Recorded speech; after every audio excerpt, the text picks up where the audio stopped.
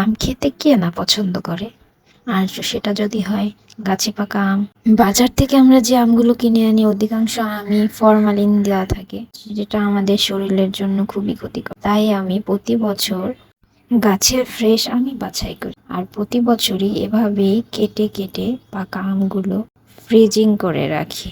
বিশেষ করে আমার সন্তানের কথা চিন্তা করেই আমগুলো আমি ফ্রিজিং করে রাখি, কারণ যখন আমের সিজন থাকে না তখন এই আমগুলো খেতে বেশ ভালো লাগে, আর যেমন রাখি তেমনই থাকে। আমের স্বাদ ঠিক আগের মতোই থাকে। আমার মেয়ের তো পাকা আম ভীষণ পছন্দ, সারা মাস জুড়ে আম বের করে বের করে ওকে আমি দেই, আরও মজা করে খায়। এই ফ্রোজেন করা আমগুলো আমরা বিভিন্নভাবে খেতে পারি। খালি খেতে পারি, জুস করে খেতে পারি, ভাতের সাথে খেতে পারি। যারা দুধের সাথে আম খান তারাও এভাবে খেতে পারেন, আবার আমের জুস করে খেতে পারেন।